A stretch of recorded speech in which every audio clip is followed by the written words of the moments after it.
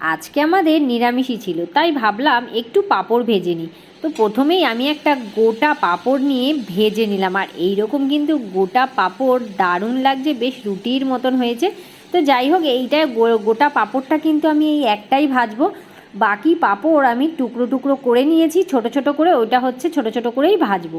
তো এই একটাই গোটা পাঁপড় ভেজেছি, আর বাকি এই যে সবার জন্যে ছোট ছোট করে টুকরো টুকরো করে নিয়েছি। তো অনেকগুলো পাঁপড় একটু ভেজে নেব।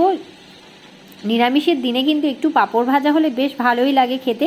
তো সাথে পাঁপড় থাকবে আর নিরামিষি তরকারি, কোনো অসুবিধা হবে না। তো চলো ঝটপট করে পাঁপড়গুলো ভেজে নিই। আর তারপর সব পাঁপড় ভাজা হয়ে গেলে একটা কন্টেনারে এগুলোকে আমি ঢুকিয়ে রেখে দেবো, ছোটো ছোটো পাঁপড়গুলো যেগুলো ভাজা করছি। 4 টুকরো করে নিয়েছি, দিয়ে ভেজে নিয়েছি। আর এই যে গোটা পাঁপড়টা আমি ভাজলাম, এইটা হচ্ছে আমার জন্যে, আর আমি এটা এখনই পাঁপড় ভাজার পরেই গোটা পাঁপড়টা আমিই খাবো। তো কে কে পাঁপড় খেতে ভালোবাসো অবশ্যই কিন্তু কমেন্ট করে জানিও। আর দেখো আমি রান্নাঘরে দাঁড়িয়ে দাঁড়িয়েই খেয়ে নিচ্ছি। টাটা।